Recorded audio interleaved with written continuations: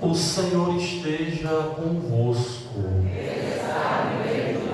Proclamação do Evangelho de Jesus Cristo segundo Marcos. Glória a vós, Senhor.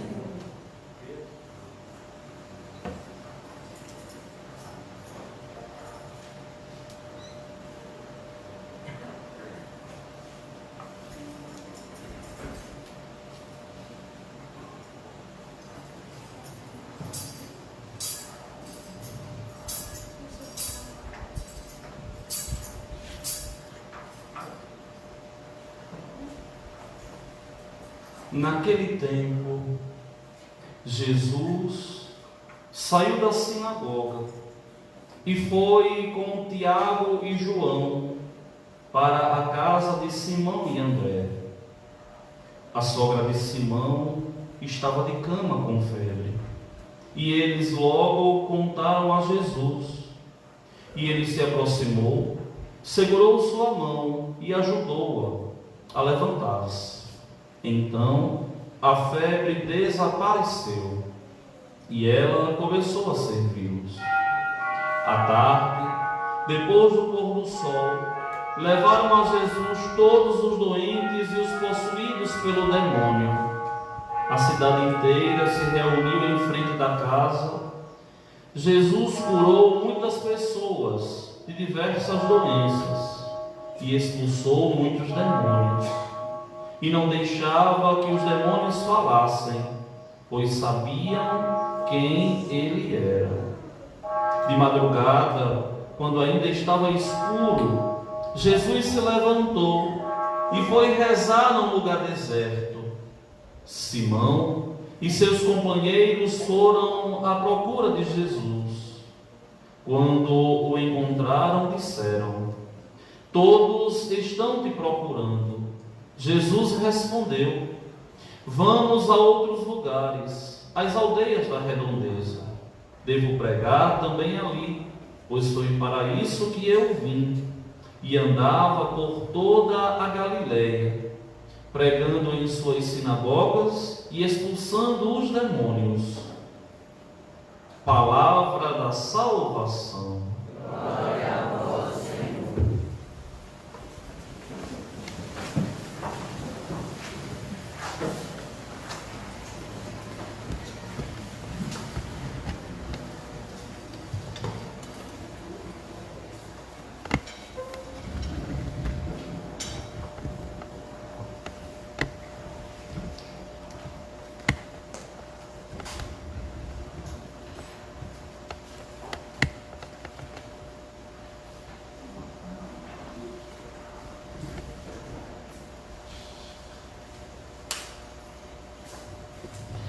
Meus queridos irmãos e minhas irmãs, nós estamos a celebrar o tempo da esperança, o tempo em que a Santa Mãe Igreja nos catequiza e nos coloca cada vez mais cientes da nossa caminhada na terra para alcançarmos os céus.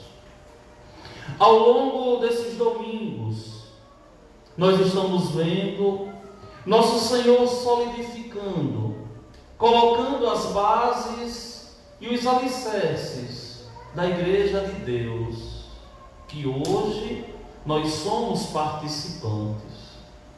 Essa Igreja que nasce do sonho e do coração de Deus, não da vontade humana, não da briga de um pastor com o outro, mas nasce de Deus mesmo. Essa Igreja que é chamada esposa de Cristo, essa Igreja que é chamada corpo místico de Cristo, essa Igreja que é chamada porta do céu. Só que muitas vezes nós somos tentados a olhar a Igreja como algo simplesmente a nos ajudar espiritualmente, chegando algumas pessoas pensarem que o espiritual não tem nada a ver com o psicológico. engano. O psicológico do homem precisa verdadeiramente do espiritual para estar em harmonia. O psicológico do homem precisa de verdade receber a cada dia as doses de fé para encontrar o equilíbrio para viver. Observem bem a primeira leitura de hoje. Uma leitura da profecia de Jó. Uma leitura da experiência de dor, de sofrimento de Jó. Uma das histórias mais tristes, mas de mais confiança em Deus do Antigo Testamento. E esse texto aqui de Jó é um texto que particularmente para mim é muito caro.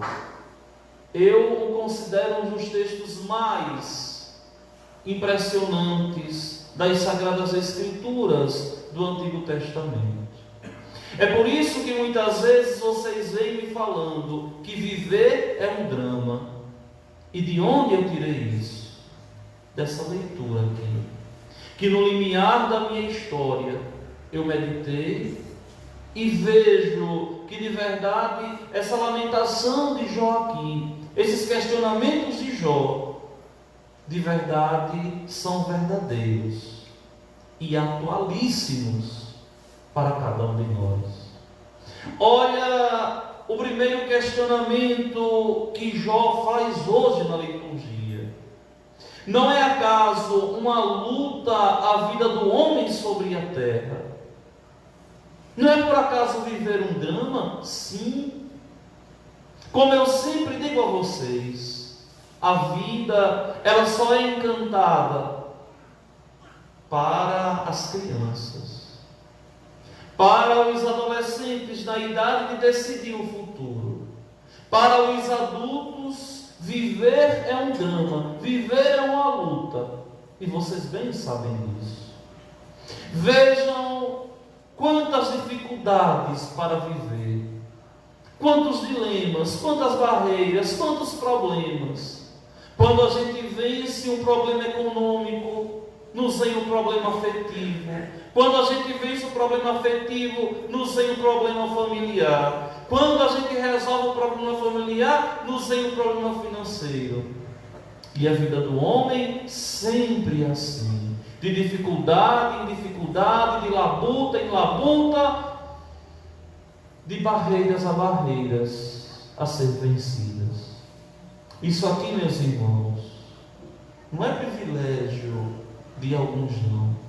Todo o homem que vive sobre a terra passa por esse dilema.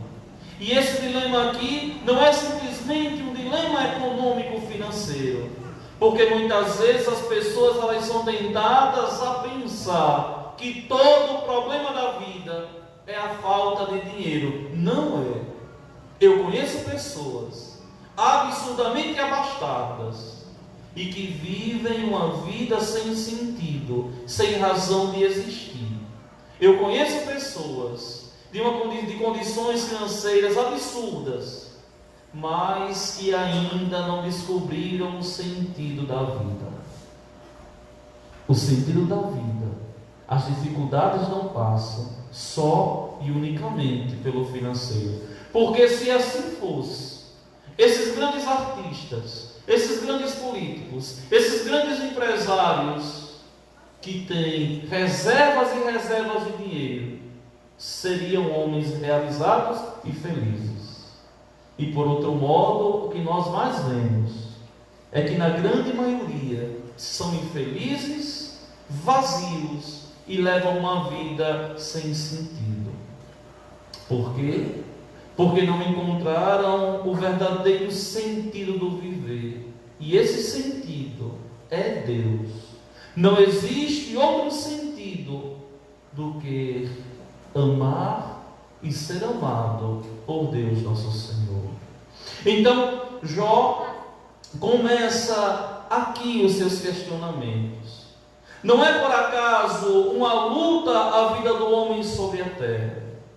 Seus dias não são como os dias de um mercenário, ou seja, não são dias que vão logo se esvaindo, que vão passando, e deles pouco a gente vai aproveitando? Sim, sim. Quantas pessoas trabalham e trabalham a vida toda e não vivem a vida com dignidade? Não estou dizendo com isso aqui que é para o homem não trabalhar, não. Estou dizendo que o trabalho dignifica o homem, mas é preciso que o ser humano, é preciso que o homem aprenda a viver e a fazer as coisas, cada uma delas em seu momento. É hora de trabalhar, vamos trabalhar. É hora de dormir, vamos dormir. É hora de rezar, vamos rezar. É hora de brincar, vamos brincar. É hora de se divertir, vamos nos divertir. E nisso aqui consiste o segredo e o sentido da vida. Do que é que adianta um homem trabalhar a vida toda e não ver os filhos crescerem? Do que é que adianta um homem trabalhar, possuir uma riqueza, morrer, perder a vida e tudo deixar, e dela nada usufruir? É preciso viver com dignidade, é preciso saber viver em Deus. E Jó continua: como um escravo suspira pela sombra, como um assalariado aguarda sua paga. Assim tive por ganho meses de decepção, e couberam-me noites de sofrimentos. Ele olhando para trás, ele vendo todas as dificuldades, todos os problemas que passou, e mesmo assim continuava um homem de fé, porque entendeu, porque descobriu que a sua maior riqueza, que a sua glória consistia em estar e permanecer vivendo próximo, colado em Deus nosso Senhor. Se me deito, penso, quando poderei levantar-me? E ao amanhecer espero novamente a tarde, e me encho de sofrimentos até o amanhecer. O que é que Jó está dizendo? Que a vida é isso. É deitar, acordar, as dificuldades serem superadas a cada dia, e com a consciência de que vai ser assim a vida toda, porque só Deus, nosso Senhor, Ele preenche. Meus dias correm mais rápidos do que a lançadeira do triado, e se consomem sem esperança. Ou seja, não adianta o homem imaginar que vai ser feliz possuindo.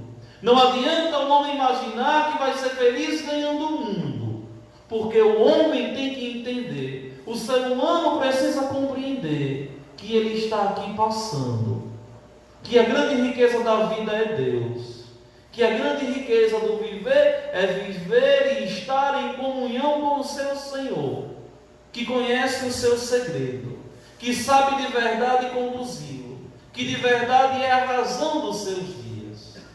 Oh, meus irmãos, são tantas pessoas perdidas na vida, são tantas pessoas que não se encontram, são tantas pessoas que de verdade não têm força de vontade para estar em Deus, e vivem embriagados pela vida, e vivem embriagados pela vida que vai passando, sem construir de verdade algo sólido, que preenche, que de verdade dá ao homem felicidade. Lembra-te de que minha vida é apenas um sopro, e meus olhos não voltarão a ver a felicidade. Só que aqui nós temos que entender que Jó não conhece ainda a ressurreição. Jó não sabe que é eterno, porque aqui não existia ainda a crença na ressurreição. A crença na ressurreição vai começar depois com os macabeus, depois com os saduceus. Tanto é que mesmo na época de Cristo, ainda não se tinha clareza a respeito da ressurreição. Para vocês terem uma noção, os mestres da lei e os fariseus não acreditavam na ressurreição, não tinham clareza de ressurreição. Quem acreditava na ressurreição eram os saduceus, que era um grupo muito menor, mas os fariseus e os outros grupos não acreditavam na ressurreição. Então Jó, ele aqui imagina que morrendo não vai mais conhecer, contemplar a felicidade, que não vai mais de modo algum ser feliz, porque a vida é angustiante. Só que aqui, meus irmãos, nós precisamos compreender e entender que de verdade a vida é um sopro. Porém, esse sopro aqui é um sopro de eternidade. Quando Deus um dia jogou, inflou nas tuas narinas o ar dele, o ar do Espírito Santo, nós tivemos vida. E a partir daquele momento, nós somos eternos em Deus. E em Deus, nós conheceremos a felicidade. Não ficaremos dormindo, como pensam alguns protestantes. Isso é balela, isso é loucura, isso é insanidade. Aqueles que morrem se apresentam diante de Deus, são julgados por Deus e vão receber um lugar como prêmio, como presente, que na vida construíram, que aqui construíram. Tem gente que se deixa levar por uma enganação, uma mentira do demônio a dizer assim: Deus é bom. Não condena ninguém. Pode fazer o que quiser, no fim Deus vai te salvar. Ele é enganador. Ele engana. De verdade, meus irmãos, Deus não condena ninguém. Quem condena somos nós mesmos, com a escolha que nós fazemos. E vejam quantas coisas você sabe que não poderia fazer e faz. Quantos pensamentos você tem e sabe que não são pensamentos bons, que roubam a tua dignidade, que roubam de verdade essa grande característica de ser semelhante a Deus. Quantas vezes você erra e diz: meu Deus, por que eu fiz isso? Ou aqueles que lutam contra o pecado e veem que não consegue vencer, e muitas vezes cai, bate um arrependimento no coração e ali começa a tomar consciência de que de verdade precisa crescer e amadurecer na fé, e precisa de verdade mudar o rumo da vida. Deus não condena ninguém. É o homem que se condena pelas escolhas que ele faz. É como vocês, é como eu. Somos nós que construímos as nossas vidas. E nós hoje somos aquilo que lá atrás nós escolhemos. Você escolheu a vida que você leva hoje. A vida que você tem hoje é fruto das escolhas que você fez. Não adianta culpar Deus. Não adianta de modo algum reclamar contra Deus. Foi você quem escolheu. E se você escolheu, você tem que ser responsável pelas escolhas que você fez. Seja na família, seja no trabalho, seja na profissão, seja nas amizades, seja nas dificuldades que você passou. Todas elas, fruto das escolhas que você fez e que você faz. E o amanhã vai depender das escolhas que hoje você faz. Ou seja, nós somos livres. E é nessa liberdade que Deus nos dá, que nós vamos escolhendo se queremos caminhar com Deus e sermos orientados para o bem, ou se queremos caminhar sem Deus e nos perdermos e nos embriagarmos em meio à vida. Só que, meus irmãos, tem uma coisa interessante, viu?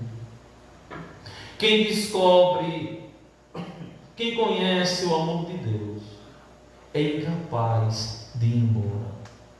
Quem conhece o amor de Deus começa a compreender e enxergar a vida com outro olhar. E aqui também não é fácil, porque muitas vezes o homem velho vem à tona, as vontades vêm à tona, as dificuldades, todas elas vêm à tona. Mas é preciso o tempo todo estar escolhendo Deus. Senhor, eu sou teu, me faz cada vez mais teu. Senhor, eu quero ser teu. Me ajuda, Senhor, a ser fiel à minha esposa, a ser fiel ao meu marido, a ser um bom pai, a ser uma boa mãe, a ser um bom companheiro de trabalho, a ter paciência com os meus filhos, a ter paciência com os meus pais mais velhos. Me ajuda, Senhor, a corrigir quem eu amo. Me ajuda, Senhor, a ser coerente nas escolhas que todos os dias eu faço. Aqui, na graça de Deus.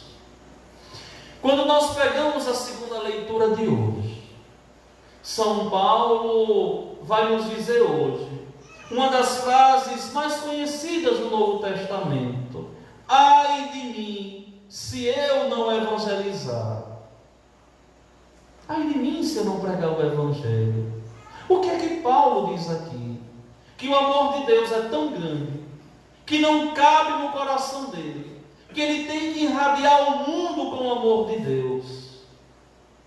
Não é porque Deus vai condená-lo se ele pregar o Evangelho, não. Aqui não passa por uma condenação. E vejam que o próprio Paulo diz: pregar o Evangelho para mim não é motivo de glória, é antes uma necessidade para mim, é uma imposição, não a imposição de Deus,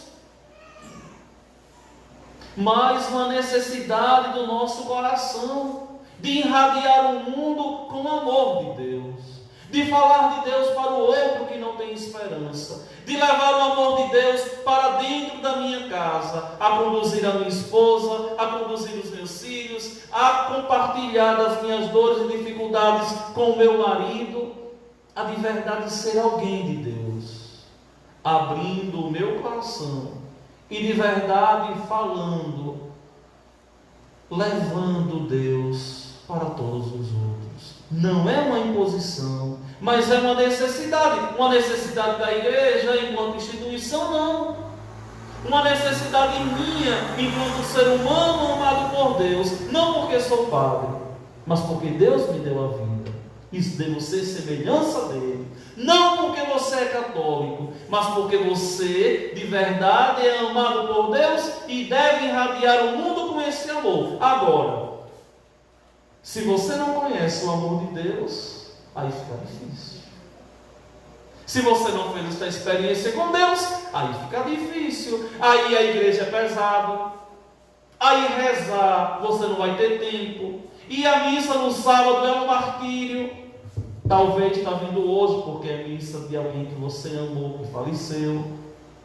Aí fica pesado rezar. Aí acorda como um coelho, vai dormir como um gatinho, sem compromisso de fé nenhum. Por quê? Porque ainda não se sentiu amado por Deus. Não porque Deus não te ama, mas porque você não procura de coração sincero todos os dias.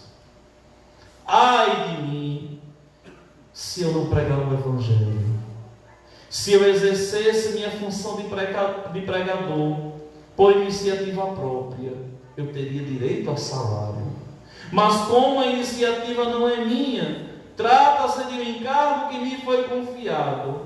Em que consiste então o meu salário? Em pregar o Evangelho, oferecendo-o de graça, sem usar os direitos que o Evangelho me dá.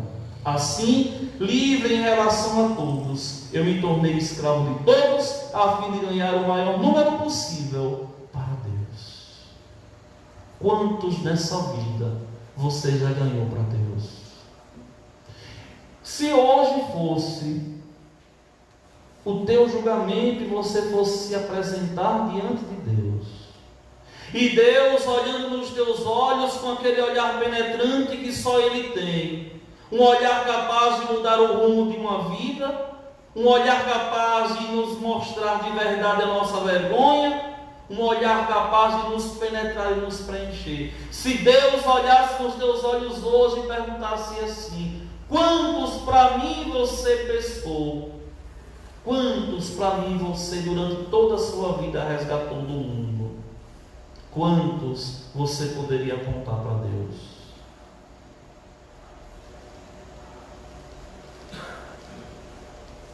Ninguém, Padre. Eu fui um marido perverso.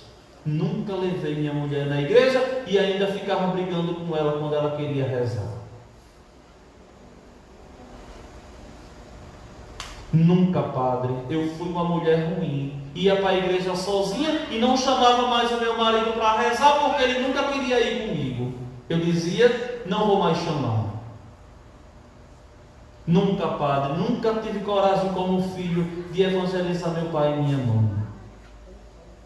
Estou dando exemplo dentro de casa, não é nem na rua, em casa. Agora, que belo seria se você, olhando a sua história, você dissesse assim: ó Senhor, de verdade no começo da minha vida eu fui desregrado, mas quando eu senti o teu amor com aquela dificuldade que eu superei, eu nunca mais consegui viver sem ti. Comecei de verdade a ter compromisso contigo. Comecei a levar toda a minha família ao teu encontro. Isso Maria dizendo. E o Senhor dizendo: servo bom. Ou a mulher olhando o Senhor dizer assim: Senhor, no primeiro momento eu chamei tanto meu marido para ele ir. Ele não quis ir, eu desisti. Mas comecei a rezar todos os dias pela conversão dele, para que ele se salvasse, se convertesse, e assim também eu fosse para o céu. E Paulo continua: com os fracos eu me fiz fraco, para ganhar os fracos. Com todos eu me fiz tudo, para certamente salvar alguns. Por causa do Evangelho eu faço tudo, para ter parte nele. Ou seja, para ganhar Ele, que é a preciosidade do nosso viver. Apesar das minhas misérias, como Padre, que são tantas, apesar das tuas misérias, que também são tantas, apesar das nossas mesquinharias, das nossas infidelidades, Deus continua nos amando, nos protegendo, nos agraciando e derramando sobre cada um de nós verdadeiramente o seu amor, que é inesgotável. Só que, meus queridos irmãos e minhas irmãs, o mais bonito de tudo é o trecho santo do Evangelho de hoje, quando nosso Senhor aqui, chegando na casa de Simão e André, vai curar aquela mulher. E por que nosso Senhor cura? Porque Ele se apresenta como o médico dos médicos. Porque Ele cura, porque Deus tem o poder de verdadeiramente curar. Mas não só curar as doenças físicas.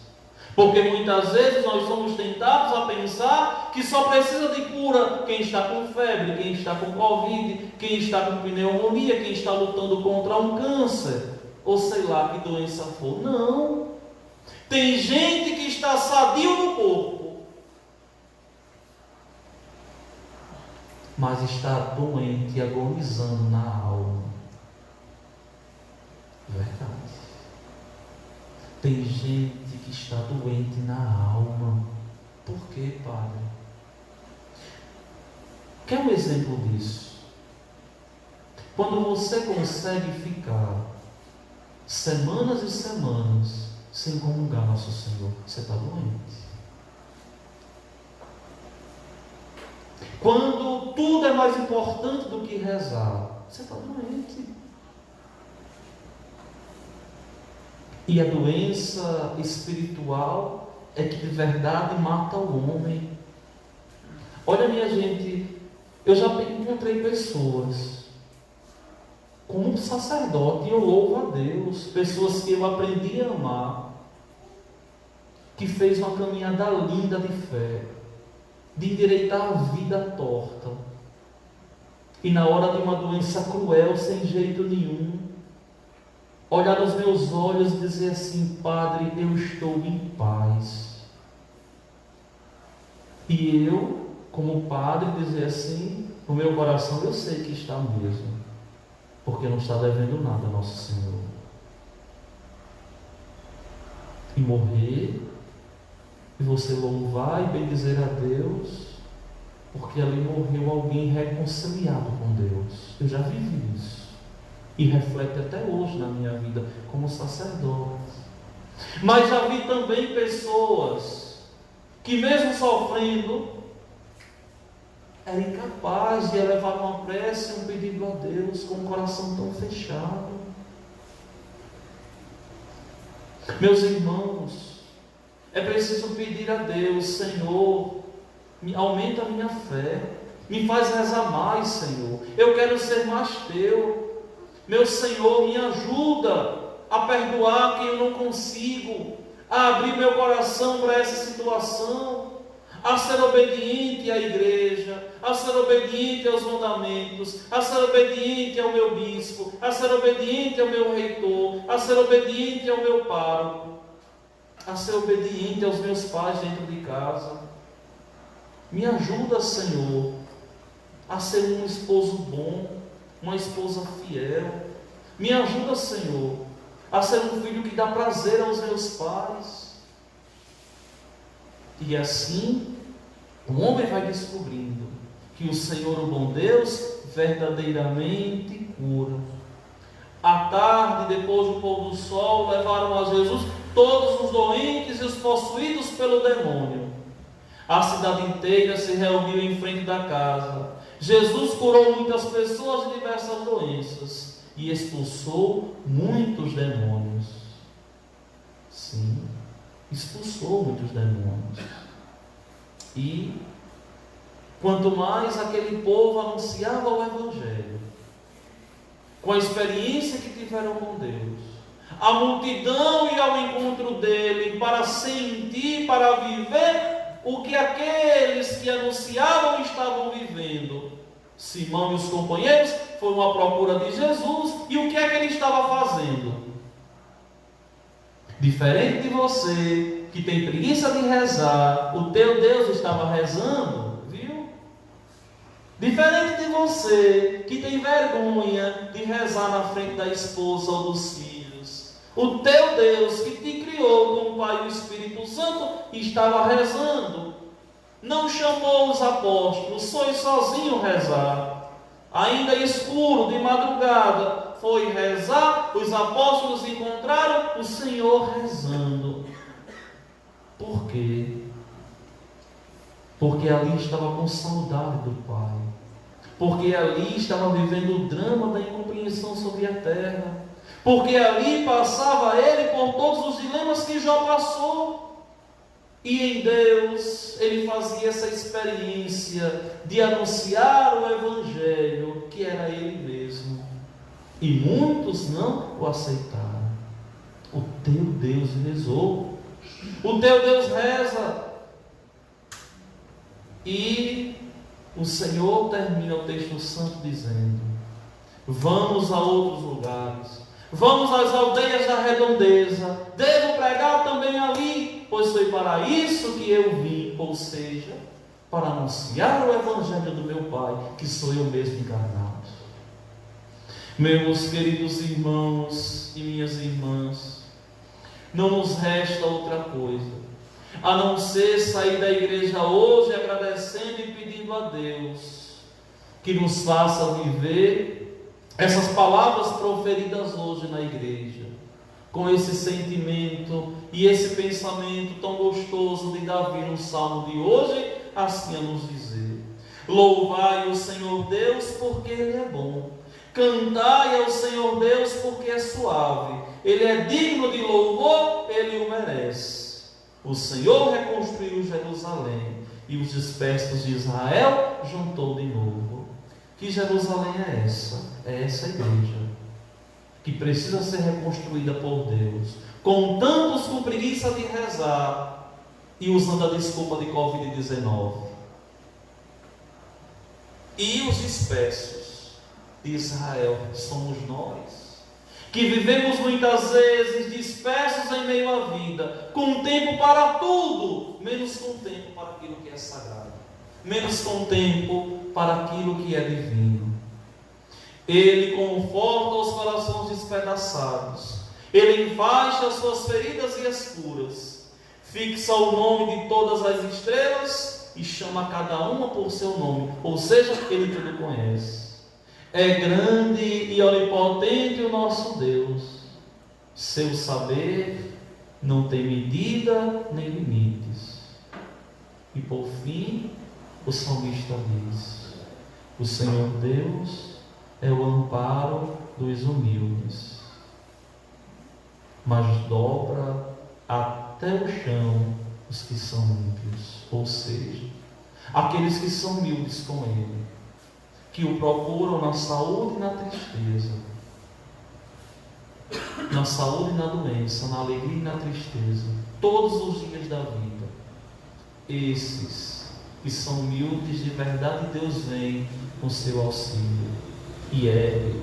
E aqueles que são ímpios, que não querem rezar, só ficam levando escória da vida toda, só vêm o tempo todo levando chibatada da vida, até entender que é em Deus que vai ser feliz, que é em Deus que vai se realizar.